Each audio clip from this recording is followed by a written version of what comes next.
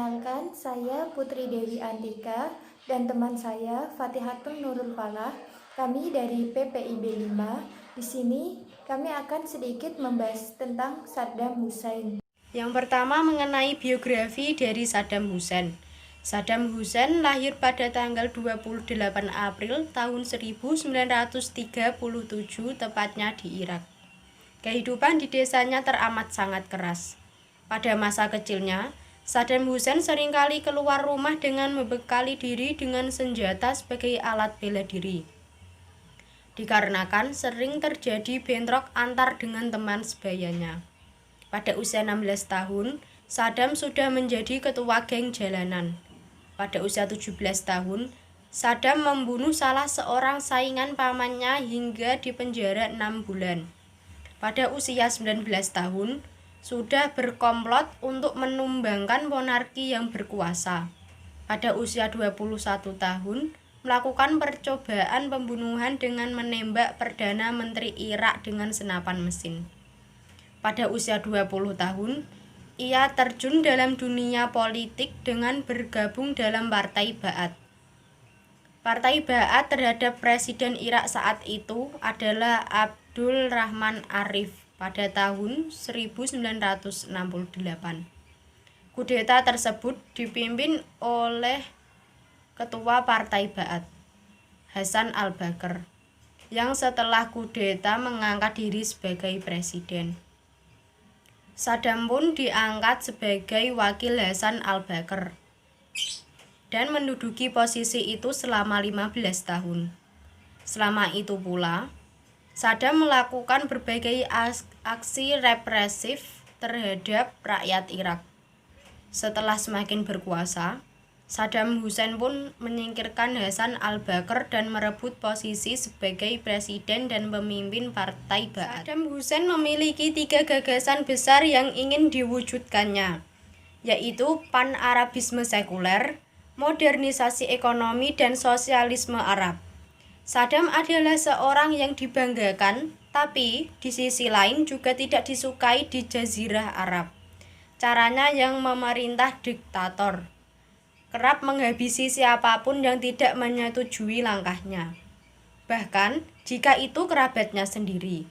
Di sisi lain, ia adalah pria penuh berkarisma dan santun. Saddam Hussein pintar mengambil hati rakyatnya, termasuk pada masa embargo. Sedapat mungkin, ia akan mencukupi kebutuhan rakyatnya. Ia juga terkenal karena dukungan dan bantuannya yang besar kepada Palestina, yang otomatis menunjukkan kebencian yang mendalam kepada Israel, sesuatu yang menjadi keinginan terdalam bagi bangsa Arab lainnya.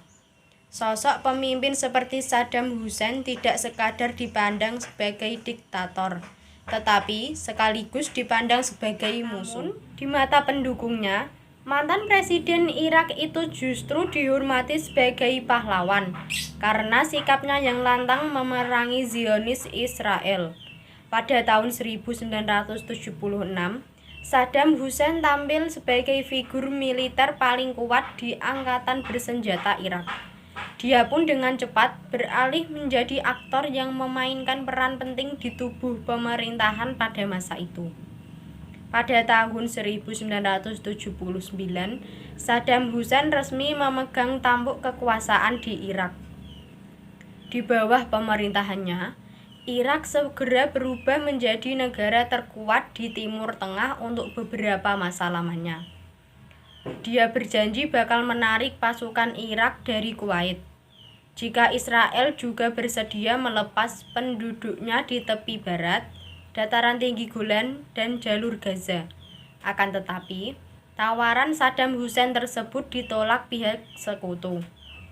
Mereka berdalih, krisis di Kuwait tidak memiliki hubungan apapun dengan isu Palestina dan Israel. Saat Perang Teluk pada tanggal 2 Agustus 1990 sampai 28 Februari 1991, ketika proses negosiasi antara Irak dan pihak sekutu berlangsung, terdiri dari Amerika Serikat, Inggris, Arab Saudi, Prancis, Italia, Maroko, Kanada, dan Uni Emirat Arab.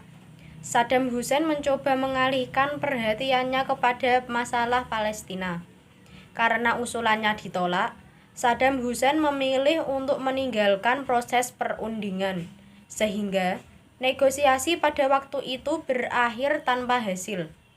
Melihat situasi semacam itu, pasukan sekutu pimpinan Amerika Serikat yang didukung oleh Dewan Keamanan PBB akhirnya melancarkan serangan rudal ke Irak pada pertengahan Januari tahun 1991. Sebagai pemimpin Irak dan ketua Partai Ba'ath, Saddam Hussein mengambil kebijakan pan-Arabisme sekuler, modernisasi ekonomi, dan sosialisme Arab. Sebagai wakil presiden di bawah sepupunya, Jenderal Ahmad Hassan al-Bakr yang lemah, Saddam memegang kekuasaan penuh terhadap konflik antara pemerintah dan angkatan bersenjata dengan membentuk pasukan keamanan yang menindas dan mengukuhkan wibawanya terhadap aparat kepemerintahan. Dan sebagai presiden, Saddam menciptakan pemerintahan yang otoriter dan mempertahankan kekuasaannya melalui perang Iran-Irak, yaitu pada tahun 1980 sampai dengan 1988 dan perang Teluk pada tahun 1991. Kedua perang itu menyebabkan penurunan drastis standar hidup dan hak asasi manusia. Pemerintahan Saddam Hussein menindas gerakan-gerakan yang dianggapnya mengancam, khususnya gerakan yang muncul dari kelompok-kelompok etnis atau keagamaan yang memperjuangkan kemerdekaan atau pemerintahan otonom.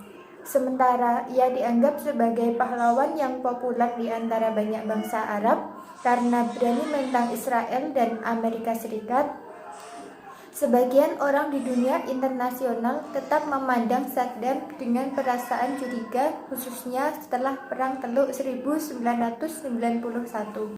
Tipe kepemimpinan dari Saddam Hussein adalah autokratis dan militeristis. Dia telah memimpin Irak dari tahun 1979 sampai dengan 2003. Dia adalah seorang diktator Irak dan salah satu pemimpin dunia yang paling keras, terutama pada Amerika Serikat dan Israel. Seperti ciri dari pemimpin yang autokratis, Saddam dalam memimpin Irak memiliki ambisi pribadi. Dia ingin menjadi penguasa, tak hanya penguasa Irak, tapi juga penguasa Arab. Saddam rela menggunakan berbagai cara untuk melanggengkan ambisinya tersebut, termasuk dengan cara-cara represif. Dia tanpa segan melakukan tindakan represif pada orang-orang maupun pihak yang berseberangan dengannya. Selama masa pemerintahannya, ia kerap kali melakukan manuver yang cukup ekstrim.